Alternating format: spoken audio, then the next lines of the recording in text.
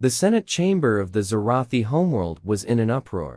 Nearly 1,000 elite representatives from across the empire filled the towering atrium, their booming voices echoing off polished walls. At the center of it all, Ambassador Kalen pounded his staff against the floor, demanding to be heard. "Our response must be swift and decisive," bellowed Sub-Commander Theric from the Senate podium.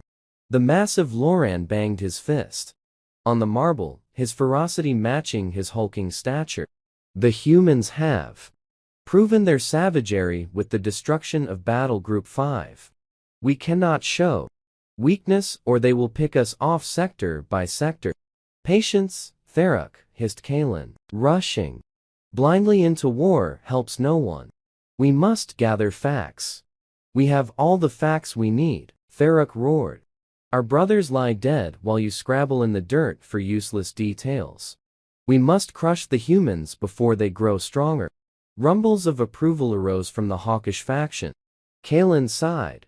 Inwardly, this gathering was not going as planned. In a far corner of the atrium, two young Zarathi warriors watched the debate intensify. "The politicians squabble while true heroes fall," growled Markin. "If they would just give us the order, Rylox and I could end this war before it begins." Rylox nodded absently, his gaze drawn to a familiar figure. At the back of the chamber, Kalen stood stone-faced as raging voices called for his head. Their musings were interrupted as Kalen's staff struck the floor with finality. "Enough!" Kalen's voice cut through the noise. "While vengeance stirs valorous hearts, we must tread carefully. The humans' victory shows surprise as their ally. Reckless assaults play into their hands. I say we respond with caution, not destruction." A derisive cry rose from the hawks. Theric thrust a clawed digit at Kalen. "You grovel before these creatures. Send your peace envoy if you wish, Ambassador, but the fleets will advance on my command." Kalen bared his teeth, but held his tongue. Across the galaxy, Earth's political arena proved no less contentious. Jonah stood before the emergency session of the United Nations, GR's intelligence projection grim behind him. The Zarathi have mustered over 5,000 capital ships and untold support craft on the border. Their empire spans 100 worlds that will surge resources and more ships if needed. "Then we must strike preemptively," declared the Chinese delegate. "Hit them with our full strategic arsenal before they can mobilize further." Angry shouts arose in support. "Violence will only invite more violence," Jonah replied firmly. "Our best option remains diplomacy, backed by readiness, but not aggression. I say we bolster Earth's defenses, show military strength through deployments, but initiate open negotiations once more." After a grueling debate, a compromise was reached. 4 mighty Alliance dreadnoughts, 3 of them cloaked, including the Phoenix, would make a show of force near the Zarathi border to deter further incursions. Simultaneously, covert assets would map territory beyond known space to uncover weaknesses in the Zarathi Empire. War was not inevitable, but all sides readied themselves cautiously. On the bridge of the Phoenix, Captain Aoki coordinated deployment with his counterparts on the Saratoga, Churchill, and Zeus. "Cloak mode is active, and you are to observe only unless I confirm hostile intent. We'll run sensor sweeps and mapping missions, make our presence known, but avoid provocation." As the dreadnoughts slipped into hyperspace, Rylox and Markin received new orders of their own. The Senate had granted Theric command of the invasion, with Sub-Commander Ralvox placed in charge of the 8th Battle Group. Their battalion was attached for deployment to the border. The young warrior grinned savagely. "Finally, a chance for blood and glory. When we find the humans, not even their sorcery will save them." Rylox nodded politely, but said nothing. A small part of him wondered what enemy they truly faced, and what role courage and strategy might played seen by Markin's lust for combat. Their ship rendezvoused with the other capital vessels as fleet drills and preparations commenced. But rumors had spread. Strange interference plagued communication lines. Phantom contacts flickered across sensitive arrays.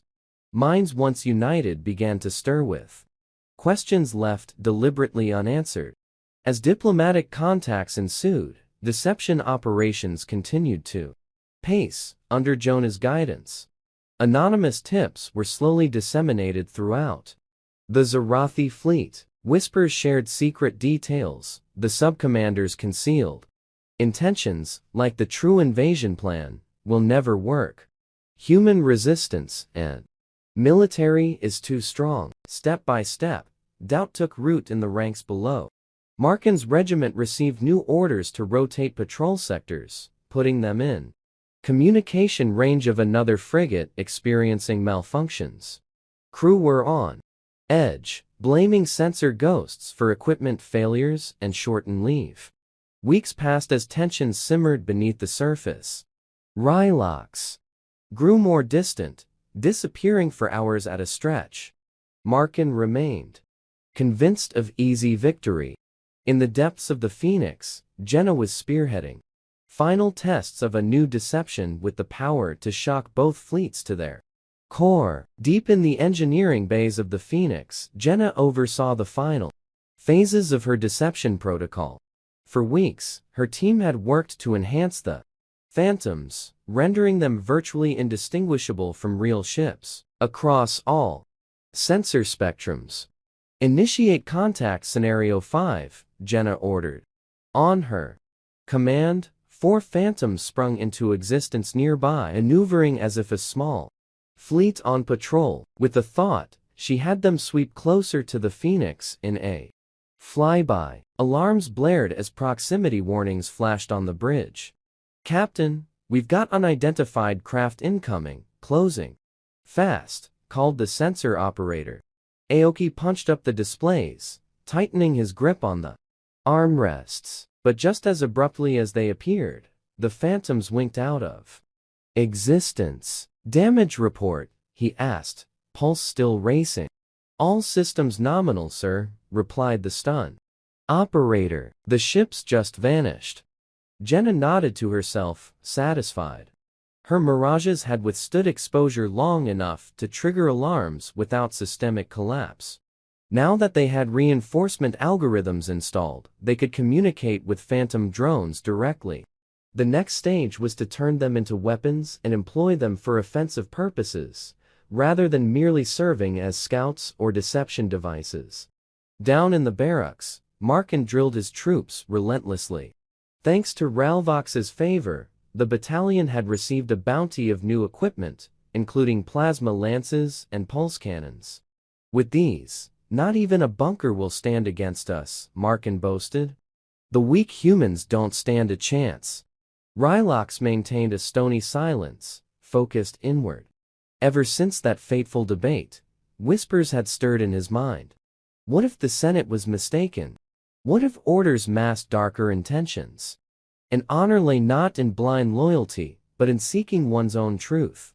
That night, as the fleet slept, a phantom channel hacked into the 8th Group's encrypted comnet. Phantom transmissions leaked forged classified fleet reports directly to troop quarters across the fleet. Invasion timetables for the first wave, the true purpose of troops in the first wave to be used as a battering ram against human defense, and to pave the way for the rest of the fleet, over their dead bodies. All this information was concealed from lowly grunts. By dawn, the rumors had spread like wildfire. Morale plummeted as doubt consumed once stalwart troops. How could commanders order fellow Zarathians to certain death? Across the fleet, dissent began to take form. The tensions came to a head aboard Markin's ship. 2 crewmen came to blows in the mess hall, one decrying lies while the other clung to faith and orders. Markin stormed in to restore order, only for his second-in-command, Drex, to confront him. "How can you still stand by these butchers, Markin?" Drex snarled, fists clenched. They've sent us to the slaughter for nothing but pride and retribution. Around them, the battalion watched with bated breath. Markin's brow furrowed in conflict. At last, he straightened to his full, imposing height, meeting each soldier's gaze with cold finality. Our duty is to the Zarathian Empire alone, Markin stated. Any further talk of mutiny or disrespect will be dealt with as the ultimate betrayal. Is that understood? An uneasy quiet fell as troops glanced among themselves. Some nodded hesitantly, but in others' eyes smoldered the first sparks of open defiance.